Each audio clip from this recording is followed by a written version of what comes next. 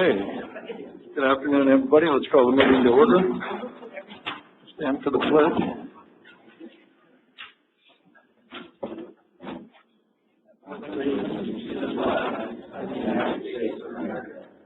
To the republic for which it stands, one nation, under God, indivisible, with liberty and justice for all. Okay, do we have any comments from the public today? Seeing none. Just a question on this before we go any further. City Council lets people Zoom in and give public comment over Zoom. We heard a solo article about it, particularly caustic Zoom. We don't allow that. And I thought Brown Act, or, we weren't allowing people to Zoom into our meetings and give comment. Maybe, Keith, you could just tell us what the rules are. Sure. So during the pandemic, the law was relaxed, allowing members of legislative bodies to participate via Zoom. So members could be in their various locations and still participate and vote and do the business of local government. If they elected to do that, they had to provide the option to the public to also participate via Zoom. The board, South Tahoe Public Utilities District, has not done that. Since the pandemic is over, there are still relaxed rules that you could elect to follow. But because you are not participating remotely, that you have your meetings in person, you are not required to allow members of the public to participate electronically. However, several agencies, because the public has gotten used to that process and that practice, they still allow it even though they're not required to. So that's kind of a public service that a lot of agencies provide. You could, but you're not required to. All right. I know we had that discussion before, and we made a decision. We're just doing it all in person, but I was a little confused by the way the city council operated. Because I know they didn't allow one council member to Zoom in so anyway. Okay, no comments from the public. Let's go. Are there any corrections to the agenda or consent calendar? Board members like to pull anything off consent for discussion? Seeing none, do we have a motion to approve? I'll move consent calendar. Second. Let's call the question.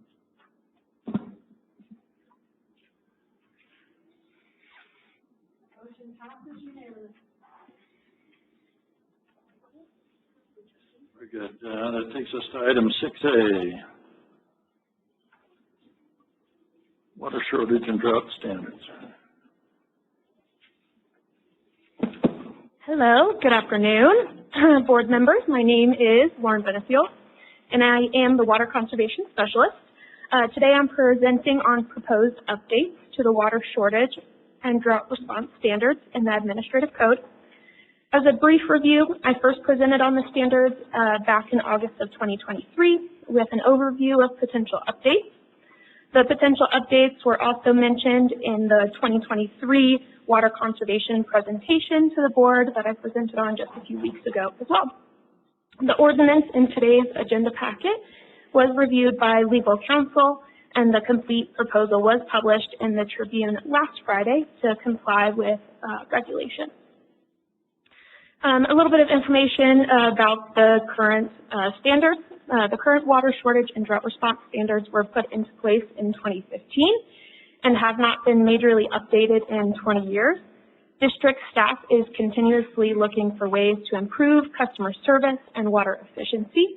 As part of this effort, we are proposing the following updates to the standards: designating watering times between 6 p.m. and 10 a.m., designated watering days for drip irrigation, adding an additional watering conservation stage, which allows for 1 day per week watering, deleting watering exemption fees, and updating the definitions in the admin code to terms relevant to the changes that have been mentioned that are inside of the ordinance. Some of the benefits to these updates are that the state of California, in the past 15-ish years, they have signed into law multiple water conservation mandates, and the proposed revisions will help the district comply along with also decreasing stress on the system during peak water use periods, decrease nutrient loading due to runoff caused by overwatering, and decrease water waste due to rapid evaporation that occurs when irrigating in the middle of the day, whereas watering in cooler periods allows for water retention. We believe that these updates will be beneficial in the event that the district is required to enforce state mandates restricting water use. These updates provide a more stepwise process and a smoother transition for our customers. Do you guys have any questions for me? Yes, I do. Just looking in the staff report, in your lead-in, Lauren, you said that this thing had been advertised in the paper. And had we approved all this language at some time in the past? You said last summer we saw this. Mm-hmm. Yep. So in August, I presented on these potential updates and heard comments, and then we took those comments and feedback that you guys all gave and used it into presenting what you see today. I don't see that background in the staff report. So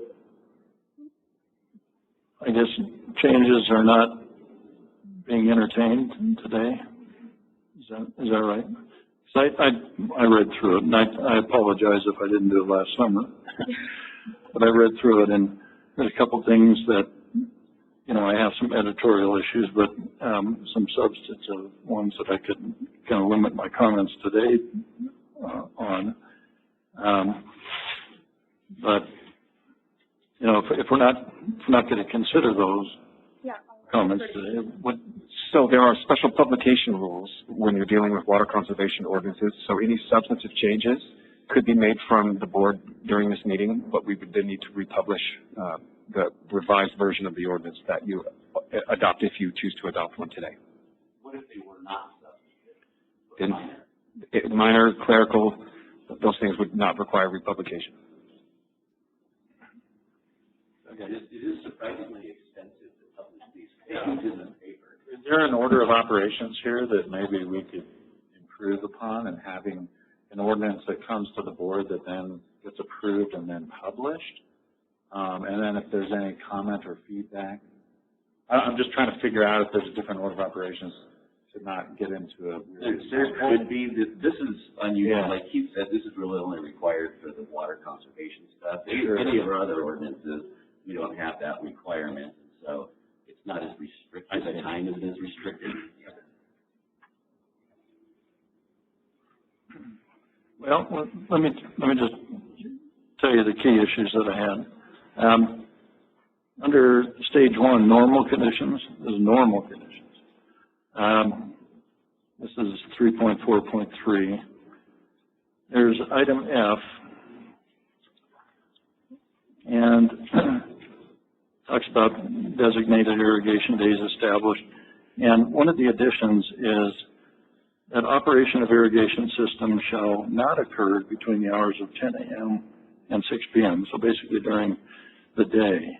You shall not, even under normal conditions, you shall not irrigate during the day. Well, I think that actually goes against water conservation, because if you're just setting your timer to water at night, you never know if you have a leak or a blown head.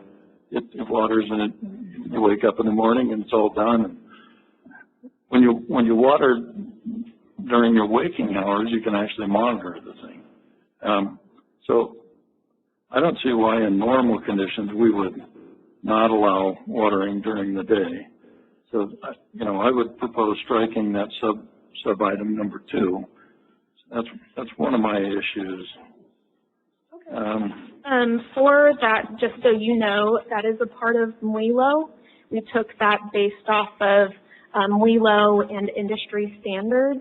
And so we thought, you know, Model Water Efficient Landscape Ordinance, the state passed it. It's in the packet as well, in the findings, what yours passed.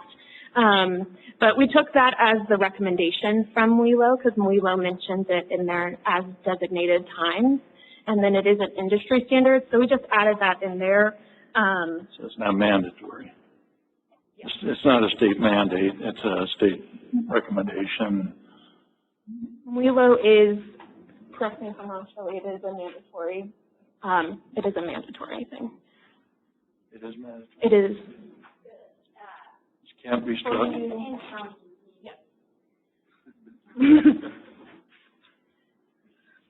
WELO is a little bit confusing because we are not the enforcer when it comes to WELO. Cities and counties are the ones that enforce it. Right. So cities and counties have to pass WELO, Model Water Efficiency Landscape Ordinance, which in our case is very strange because our city doesn't provide water, but they, City of Salt Lake Ordinance, we help them develop it. They really use the state template, and it recommends watering times. For us, the majority of our customers water during the morning and the evenings. That's when we see water use peak. And the challenge of watering at noon is it's when it's the hottest, you're losing a bunch of water to evaporation. So by establishing watering times, it helps folks know when is the best time to irrigate for water retention. Yeah, I'm still trying to get back to, you used the word recommendation, not requirement. Because WELO isn't mine, I don't know the city's WELO ordinance like the back of my hand, so I'd have to read through it to see exactly what it says. So what you're saying is that we're not the enforcing agency For the Model Water Efficiency Landscape Ordinance, that's something that the city has. And they were required to by the state? That's correct. And so then we need to match their ordinance, essentially. or is it just a good idea to match? Well, and I mean, you know, just to be blunt, like, in terms of these, like, people are going to adhere to this or not. I think most people, to your point, do it just because that's kind of the known practice. Like, the people that aren't going to do it aren't going to do it regardless of what we decide here today. I mean, just to be real, and there's no enforcement mechanism we could possibly conceive of to really kind of address this, nor would we want to based on the margins. And so, I mean, you know, I don't think one way or the other is probably going to be impactful, actually. Yeah, I think I'll just leave it there. So, Dave, were you thinking with that suggestion of not having designated watering times or of moving it to a different stage? You know, it would make more sense moving it to a different stage, but for Tahoe, I'd strike it all together because it just doesn't get that hot here. You know, we're not the Mojave Desert where watering in the middle of the day, you can literally see the water, you know, going into the air, coming off your sprinklers. Yeah, it's different here. And I do think that it's a good idea for people to be watering during the day so that they can monitor, and that people out for a walk, they see a head blown and they knock on the door and say, hey, you got a head blown. But if they're watering in the middle of the night or at 4 in the morning, you don't. You may see the puddle afterwards, but it just doesn't. You have, I think you use more water. So anyway, that's one thing I kind of object to in here. The under item on that same line there, item H. There's a sub item number 4 that was added, vegetable gardens, and I didn't read that as being kind of a temporary exemption. That was more of a general provision similar to irrigating using handheld hose with an automatic shutoff shall be exempt from designated irrigation. Well, vegetable gardens, same thing. Yeah, so one of the, it's not a temporary. back in the day when we used to regulate, enforce this ordinance, and we didn't have meters, we had staff drive around in early morning and in the evening looking for folks watering on the wrong days, whatnot. Now we have meters, we have Water Smart, customers can log in, view their landscape use, we get notified of landscape use, and we get notified if folks are watering on the wrong day.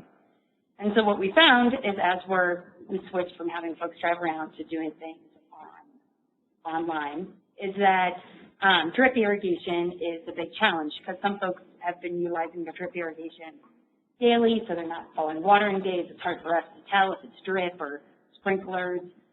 Drip can use the same amount as spray irrigation if left on for enough time. So that's roped into designated watering days. So your question is about like watering vegetables. And so currently for drip, people notify us that they have drip irrigation. We input it as an exemption, just like they notify us if they just planted sod, seed, whatnot.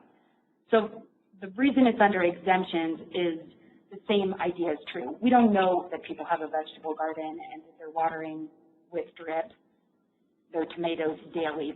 They need to apply for an exemption so that we know and we don't give them a warning or a fine without being notified. Yeah, it looks like the drip exemption was struck in this draft also. So, and again, this is under the normal rules. We're not in a drought, it's just normal operation. We're saying drip's got to be on, the odd even schedule, and it's got to water during these hours or during the night. And I've had a lot of irrigation systems. I built them all, and drips are always blowing up. Those little black pipes come apart all the time. Rodents chew on them, and you've got to babysit those things. And if they're running in the middle of the night, you never know. You would never know. Okay, so let's see. What else? I'm going to finish up here in just a second. Sorry, board members.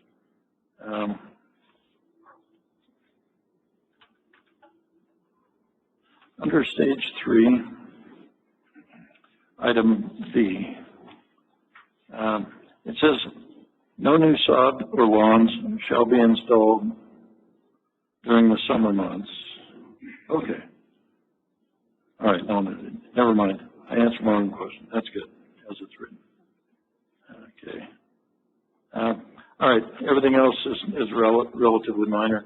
I don't like the time limits. I don't like striking the drip system exemption G. And I think the vegetable gardens should be a general exemption, should be a general allowance. So those are just my thoughts. I don't know, board members, do you have any thoughts? I'm happy as it's written. I think it's wise. It makes sense. I mean, you get up to 10 o'clock in the morning to order away. Hopefully you're not sitting past 10 in the morning. I don't know, it seems sensible to me. You're avoiding those times of day, especially during high irrigation periods of the year when evaporation is the greatest. So I don't know. Stuff makes sense to me. It makes sense to me because that's how I was raised. I was raised in the Central Valley. My mom was out there watering at 6 in the morning. So this all makes sense to me. That was exactly the way I was raised. That's why I hate grass. Yeah. I guess the whole thing for me is, you had suggested there's, we're adopting these ordinances. We really don't have any kind of enforcement mechanism, I guess, outside of us monitoring the meter data. So for this ordinance, this is ours, and we have enforcement over it, and we do enforce it. We watering days, we are sending out emails, letters with educational notices that then go to fines. We rarely fine people. The goal of this program is not to make money, it's to promote efficient landscape use, and efficient landscape use is not watering daily, right? Daily watering allows for shallow root growth, and if you're watering more than the root system, we have really porous granitic soils in Tahoe. It's just wasting water. By watering less frequently, deeper, you promote deeper root growth, which promotes healthier plant growth. So that's where our watering days came from. our standard is 3-day-a-week watering. If you're in Sacramento, it's 2-day-a-week watering. Depending on where you are in California, it's a different system. When this was first implemented, it was when we didn't have meters.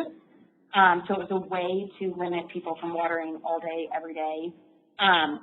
But it also follows science, it follows industry standards for efficient landscape use, which is what we're trying to work on for our customers, right? We see our water production double or triple in the summer months, and that's landscape irrigation, right? It's not like we have more people up here in August than December necessarily. It's that outside water use.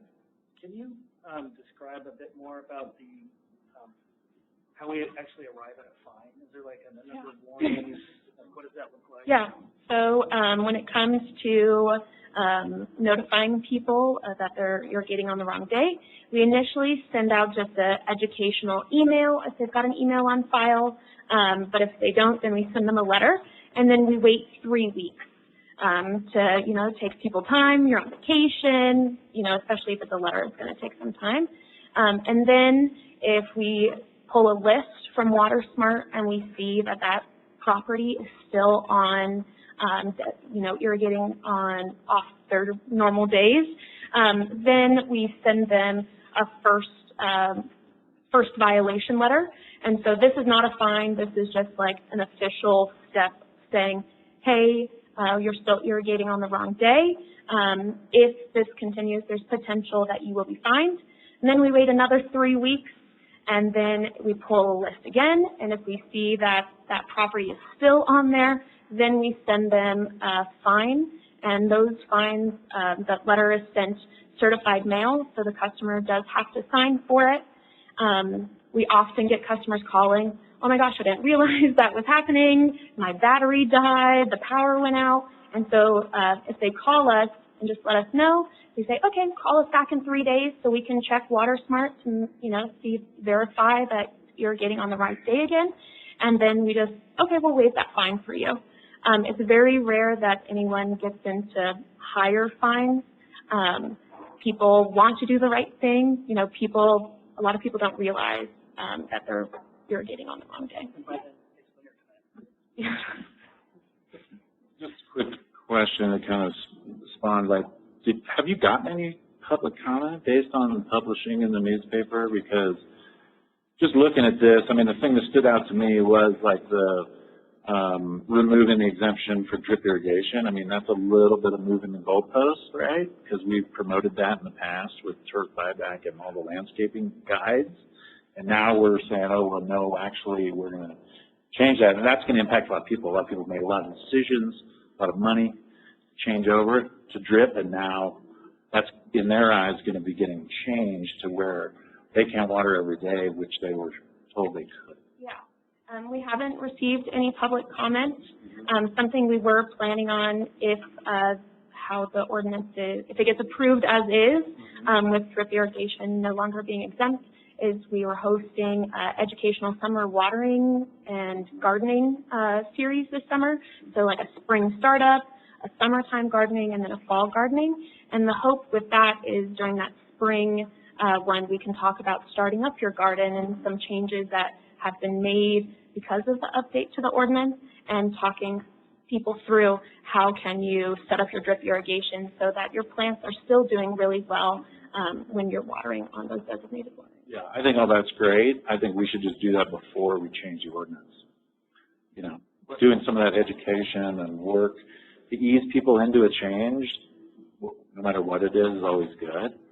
And with that, I do want to commend you for all your social media stuff. That's cool. And that's out there. I think it's getting a lot of eyeballs. But just doing more education before making what will be seen as pretty dramatic changes for folks when all of a sudden they realize, they can't water at all during the day. They can't use their drip irrigation that they thought they could anytime they wanted to. Just a little question about the drip irrigation in particular, the known species that we're able to plant for TRPA, native and adaptive species list, post kind of, install, I will say, and plant taking, none of them you would have to water every day anyway. So I guess I'm searching for the instance in which you're needing to irrigate, drip or otherwise every day, because I think that probably speaks to the inappropriate nature of what you're planning and probably misalignment with other kind of TRP or.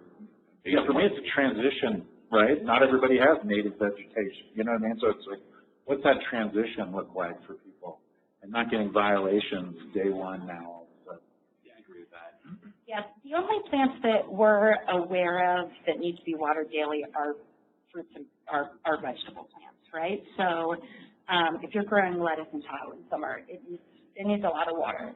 But if you're growing anything else, even water-thirsty plants, you shouldn't be watering them daily, right? So most water-thirsty plant is grass, and watering daily is not the recipe for successful grass. It's the recipe for a really high water bill. Yeah, you don't need to educate me on my Right.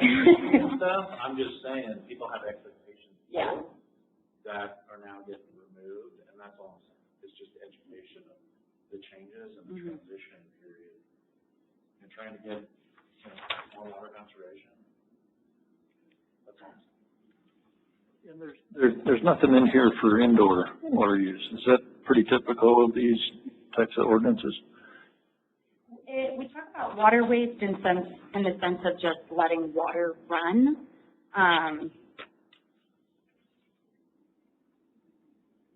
Yeah, it does talk about, I guess a little bit of in stage one, just, about repairing leaks in all of your plumbing, which includes your indoor as well. So that kind of covers it. But the state of California, they set standards for fixtures and things like that. So the state sets those. I guess looking at this, if I was planting a garden, which I've gotten so unsuccessful multiple times, even the lettuce, actually there's been a couple of decent years, and I wanted to inform staff of the exemption. I go on the website, what's the process? Is it easy? Because the way I look at this is,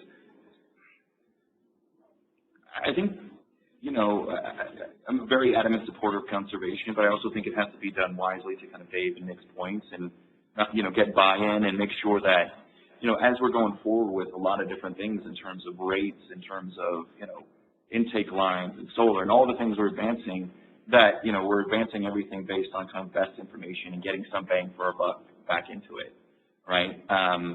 And so in terms of, I'm probably with Shane in terms of just the desire to kind of want to see this move forward, but don't want to alienate anybody as well. So I think the educational piece is strong, and then as it relates to exemptions, making that a very straightforward, simple process. If that's going to be the route we go, so it's not arduous or time consuming, it's really easy. And applying for an exemption is really easy. If customers have a WaterSmart account, they can log in, and it's under the services and rebates forms, and they just submit it there, and then staff every morning during the summer goes through and sees those exemptions, and then we send them an email just letting them know the status. And we also change it on the form. You can update the status so customers can also see that. If a customer doesn't have WaterSmart, they usually will call in, and then they get transferred up to us, and we put it in on our side. So we don't, the customer, we can put it in for them if they're having trouble with the program or they can't figure it out, and we'll do the exemption right then and there, and usually send them an email just confirming what we talked to them on the phone about. At summer season, because this is when you're going to see it, right? How many exemptions and violations do you see in a typical year? So all these, kind of discussions we're having with the board, I think it's very, good, but if we're seeing 2 violations a year now, how impactful is that, going to be, or warrant kind of the debate, I suppose? Yeah, I think last year the fines that actually got added to people's accounts, I think it was a handful, maybe 5 to 10. And then when it comes to exemptions, it's usually at the beginning of the summer when everyone's grass is uncovered from the snow and there's patches that are dead.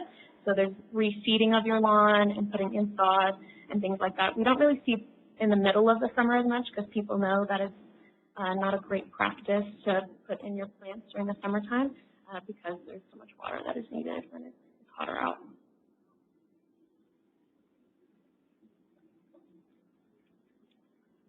Any other board questions? Are there any public input on this? Do you want to speak to this? All right, so what's your requested action? So district staff requests the board adopt ordinance number 588-24, an ordinance of the South Tahoe Public Utility District, amending Administrative Code 3.4 regarding water shortage and drought response standards, and repealing 2015 ordinance number 561-15, and deleting sections 3.1.56 and 1.1.158 regarding watering exemption inspection fees. I guess I just wanted to honor Dave and Nick in terms of, is there any kind of amendments to the board action that you'd like to make in terms of additional opportunities for education or otherwise building public awareness around this? I don't have any amendments to the ordinance. I think you can roll. I just would accompany it with a little bit of extra outreach to let people know this is coming. Otherwise, we're going to be inundated with violations, people getting familiar with it. Yeah, absolutely. Okay. So I guess with that, I'd move to approve. I'll second.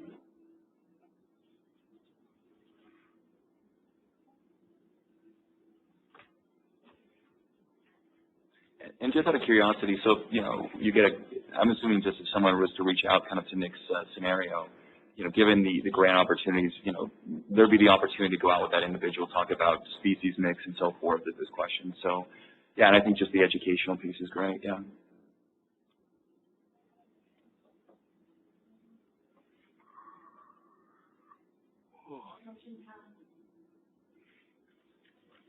Thanks very much. Thank you, Lauren. All right. Standing and ad hoc committees and liaison reports.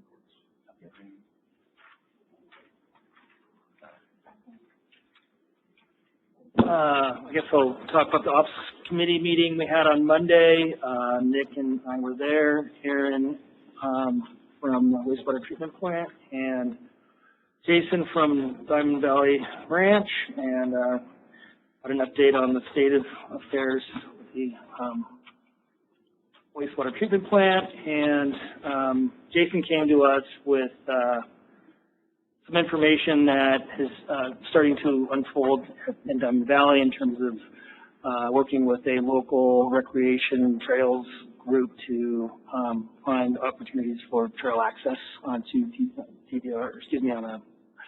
STPUD's lands. And so we basically thought it seems like a good idea if it's done in an appropriate way. And so we've asked for potentially a presentation in front of the board at a later date to where they can kind of talk through some of the concepts and ideas that they're looking to achieve down there in trails. Yeah. So, and I don't know, Nick, you want to add anything else on that one? Or just on anything else in general? No? Yeah, everything else is looking pretty good in terms of operations. A few leaks, but everything else is moving smoothly, so good. Good. Shane did a great job. I'll get you next time. Well, El Dorado Water Agency board met yesterday. We elected officers and pretty much kept the same officers, so I'm still first vice chair on that. Adopted the meeting schedule. We got a federal update, both federal and state lobbying update, and on the federal side, they listed the priorities that they were going to be focusing on, and I requested that Lake Tahoe Restoration Act be added to the priorities. That wasn't on the list, and I don't think they think of us very much up here, but they said, you know, El Dorado County is the biggest county on the lake, and we need to support the LTRA. So they're going to add that. And then on the state side, same thing. They went through priorities, and I requested that some lobbying effort be put into maybe slowing the state mandates for the green transition, just because people up here as a low-income community, you know, we've got the people that live here work here, and they're getting $600+ electric bills, and it's largely because of the mandates. You know, when you have to basically double your energy supply because you can't retire any of the fossil fuel plants. They're needed to run during the periods when solar and wind are down. So you're basically doubling the plant, and the costs are going up, and it's killing people.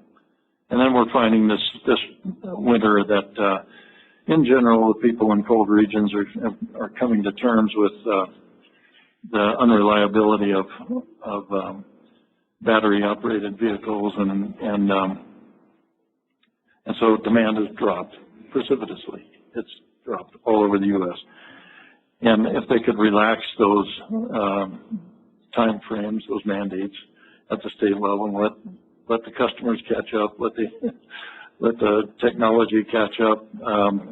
But forcing this is really hitting people in the pocketbooks. Anyway, I asked them to put that on the list too.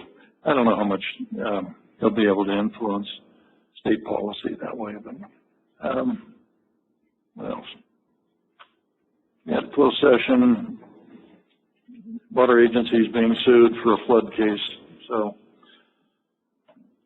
what can I say? Always somebody out there wanting to sue you. So that's my report on El Dorado Water Agency. Any questions? All right. Now let's go to any other board member reports. Just want to commiserate with all the other 49er fans out there. Tough week. It was a tough Sunday. I still probably feel hungover from the game. And I'll just leave it there because I'll go on a rant. So. Like your own, Nick. I know. If I can just kind of reflect back on our CIP meeting, some of the comments we had from the public, and I'm not sure to what extent staff has kind of responded to some of the input that was received, but I guess I just wanted to further reinforce as we move into the 218 process and the budget meetings and workshops and so on, that we are finding some kind of better solution for low-income, fixed-income type folks as part of that package, so that we can accommodate, you know, folks that are on Social Security, fixed incomes, that kind of thing, in a better way that we currently are. It's not really a report, it's just more of a request. And I'll just say, the water right workshop that we had before this meeting, a lot of good information. I think the presentations were good. They're adequate. They brought us up to date. What we lacked was any time for the board to actually discuss it. And I'd like to agendize. I don't think we can do it in closed, but we need a time, either a workshop or a board item, for the board to actually discuss what we heard and the way forward, the likely investments. I'd like to understand how much we've spent so far on this effort. Anyway, I think we need a little bit more on this rather than just agreeing through lack of action to continue spending money on this effort. I think we need to have a conscious decision on the board's part to either proceed or stop, or proceed to, you know, one of those points on the list and stop there or something. But we never really came to that point in the workshop. So if we could put that on the agenda, that'd be great. Yeah, I don't disagree with that. I'm just hoping it doesn't impact our responsiveness to the state board. They've been sitting on it for 4 years. Yeah, they could wait another month. No, I really want to agree with both Shane and Dave into those requests. I think both of those would be really important for their own separate reasons. And to your point regarding the water rights, I think there's a lot of, as I sit here now, there's a lot of interconnectivity between a lot of different things that are going on that would really need to be vetted out before I could feel comfortable, like, oh, we're, you know, in theory it sounds great, a lot of things sound great in theory, and so before you really want to hit go and decide that process, there's a lot of going over I would need to do. Yeah. Okay. All right, let's go to staff and attorney reports. Grant update, Chris Kelly.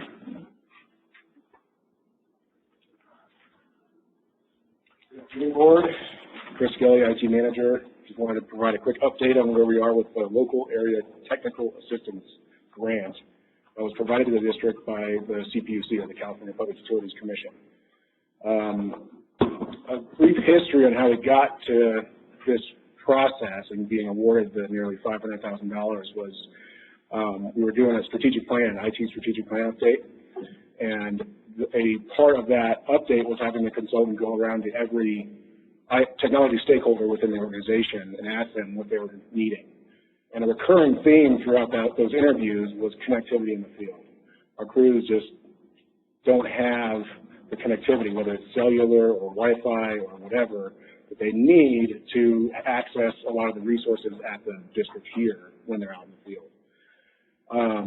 So with that, one of the consultants is actually a fiber optic planner for different cities. He's implemented a bunch of plans, and he you know, on his own time kind of went out and looked and saw that Tahoe, especially South Lake Tahoe, was categorized by the CPUC as a high need area for fiber optic, high bandwidth internet.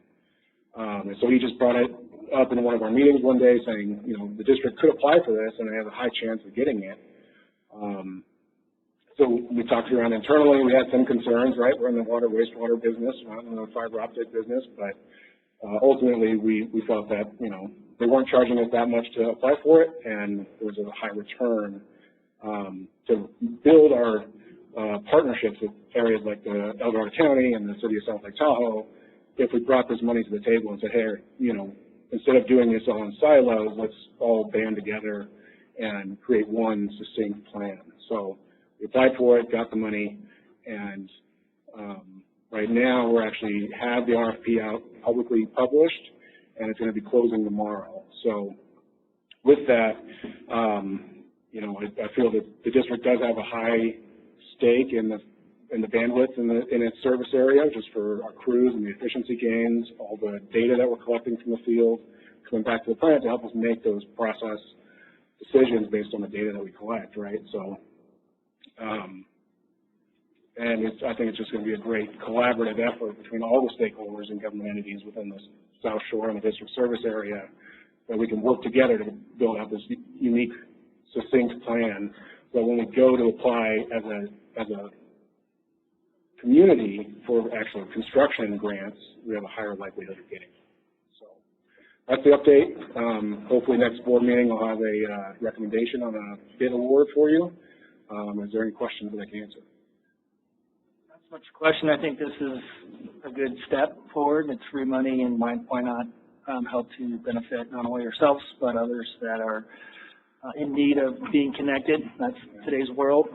I guess for me, I just request as we move through this project, if you can maybe this summer, as you start to learn things, you maybe come back to us and just give us kind of heads up on what's happening and what you learned and that kind of thing.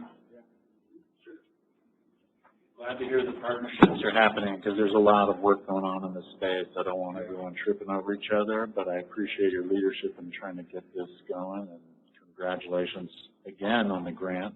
I know that was awarded a while ago, but it's I'm glad to see it moving forward and getting this RFP closed and selected. So looking forward to awarding that contract. Yeah, and the RFP is putting a lot of the project on the consultant that we choose, and so he's just going to be reimbursed by the grant funds. So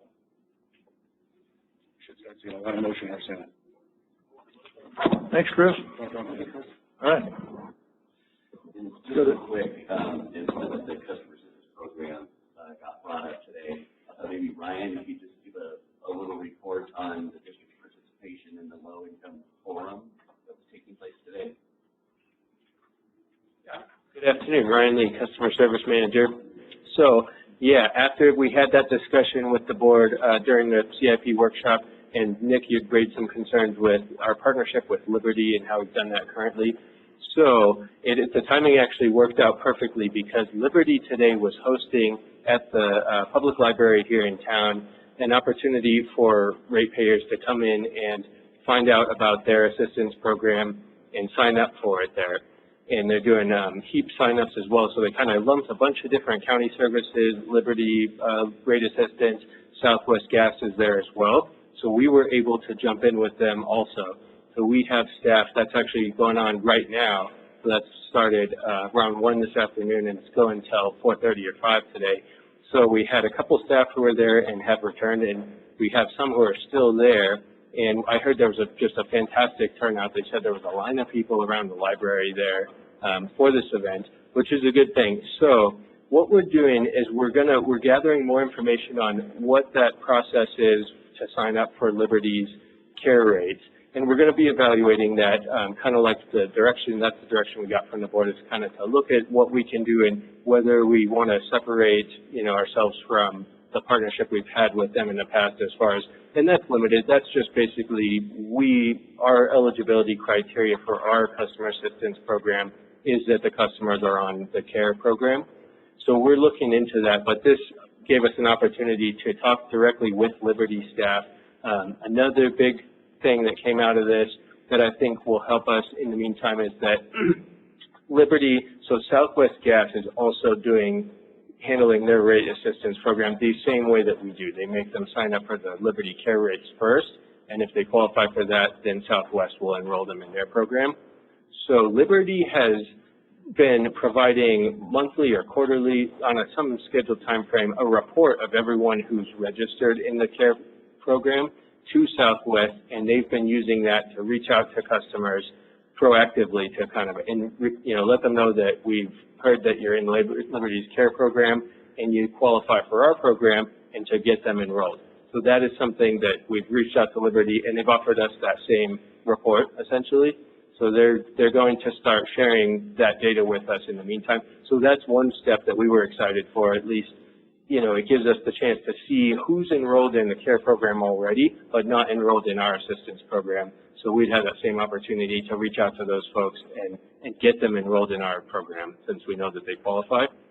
They're also at this event today. They're doing kind of live enrollments, so we're able to enroll anyone who's signing up for the care program today. We'll get them signed up for our program at the same time. So we're hoping that this will be, kind of a new way to get the word out there, and we can still look at whether we want to make other tweaks to our program or the amount of the discount or anything like that. So I'll report back to you on that. And I was planning to give a staff report at the first board meeting in March to kind of give you an idea of what we learned from this event and how many people we signed up, and whether we've had a chance to look at their list of enrollees and see how many of them maybe are not yet enrolled in our program, but could be. Any questions at this point? Yeah, I guess just in terms of the folks that were at the CIP workshop, can you take some time just to reach out to those folks and get a sense to what are some of the hurdles that they're finding if they are in fact enrolled in the care program? If there's anything else additional that something we might be able to manipulate in a way that makes them more qualified, I guess that's really what I'm trying to get at, is improving, people with huge concerns on rate hikes and things like that, and finding a way or a pathway for them to find some relief. Yeah, and that may be the key. So I know that I've actually worked directly with most of the people who are here.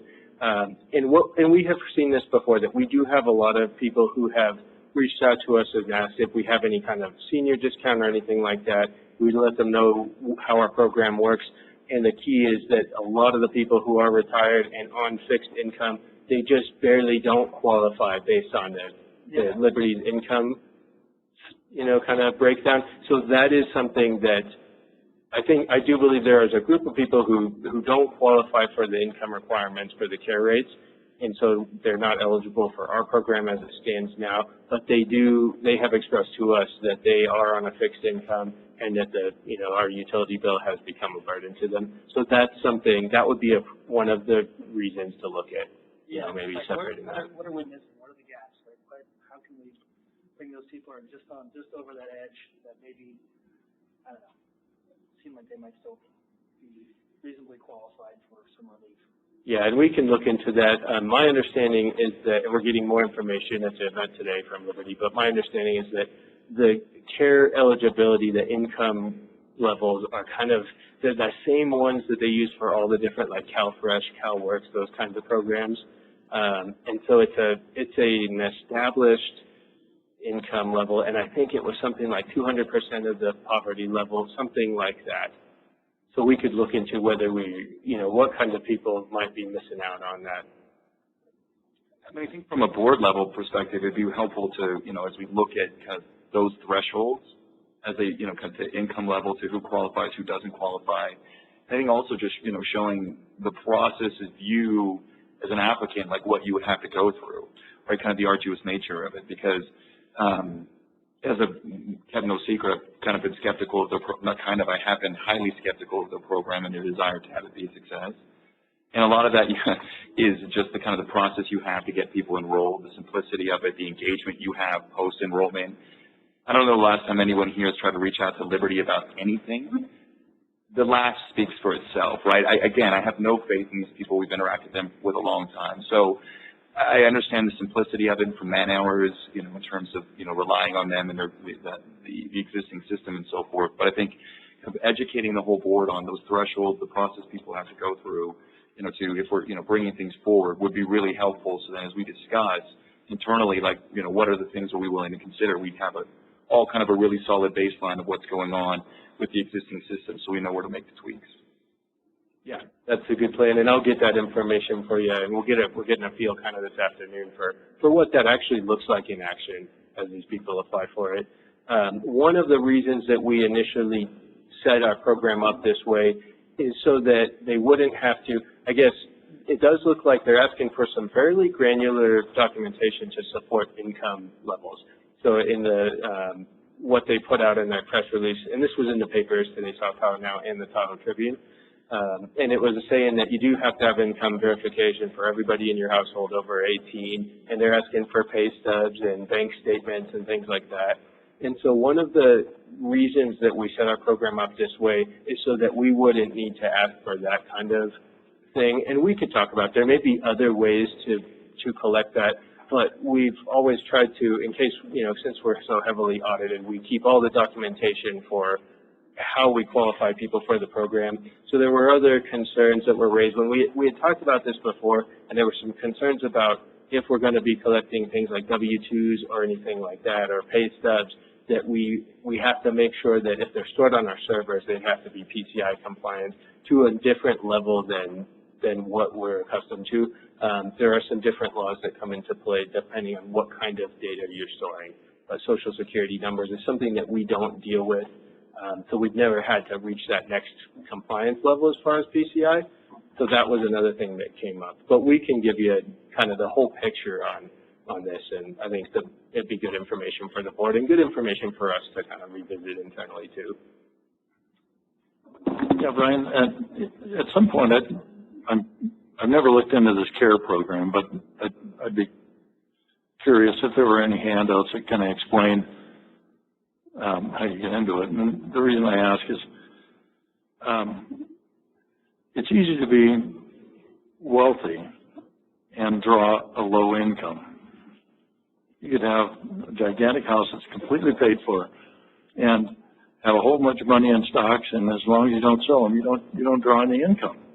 And so is it possible for somebody who's wealthy to pass off as low income? That's what I'm kind of curious about, whether that happens. Like, I heard the other day that there were over 100 houses in the Keys get Meals on Wheels, and that kind of surprised me. So I'm just wondering if this CARE program is similar to that. Yeah, we're just starting to dive into that. So yeah, I'll be able to give you an update on kind of what they're looking for and how they qualify people. But I appreciate your thoughtfulness of trying not to get into the income verification game in terms of us having to do that. Yes. I totally appreciate that. So definitely utilize other programs. Like you mentioned CalFresh. There's a lot out there.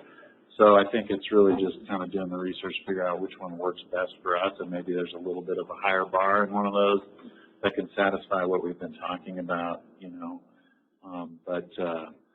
Sounds like good timing for today's event to get some exposure to our program, and now we can tinker with it and hopefully make it work and impact more people. Yeah, sounds good, and it's good timing with the, new Prop 218 process, so I think we're in a good place here. So I'll be back for you. All right, thank you. Thank you, Brian. All right, GM report. Oh, just a couple of quick things. We received several really good applications for the Director of Operations position, and so we'll be holding the interviews for that on February 27th all day. And then I just wanted to point out a couple of the future meeting dates, because we got some big ones coming up. Well, next Wednesday, for you, Shane, EPC meeting in the morning. Okay. And then, on Wednesday, it's the Finance Committee meeting to talk about budgets. That's Nick and Dave. And then the next day, on Thursday at 6 p.m., we're going to be doing our first public meeting on the capital improvement plan and the rate study. So bring your sleeping bag. Well, yeah, and just be ready to talk about the CARE program or whatever it is. That's going to be a good part of the package. Yeah, I like the CARE, I like the subsidy program, but we just got to remember every dollar that's cut off somebody's bill has got to go on somebody else's bill. So it raises the cost for everybody else. So we got to be. And we've talked in the past about how we offset it with property tax revenues, but every dollar currently of our property tax revenue that doesn't go to offset the CARE program, of course, is being utilized by our capital plan. So yeah, obviously, if you take a dollar from here, a dollar has to come from somewhere else also. That's right. I'd also suggest we look at some demographic information. For our demographics, we just actually have a presentation. I can get you some of that at your pay board that was pretty striking in terms of our age pattern over the last 20 years in this community. It's completely flipped from a younger population to a significantly older population. So I think we should go in eyes wide open when we're talking about these things, data about our community, and it's available. So hopefully we can get that. I thought you were going to say the opposite. No. It's pretty wild. You're part of that demographic. Yeah. I am definitely part of that demographic. I think my parents 22. Okay. What are you, 24 now? Yeah, right about that. Well, that's good. All right, item 11, post the past and future meetings, and with that, we're going to go into closed session.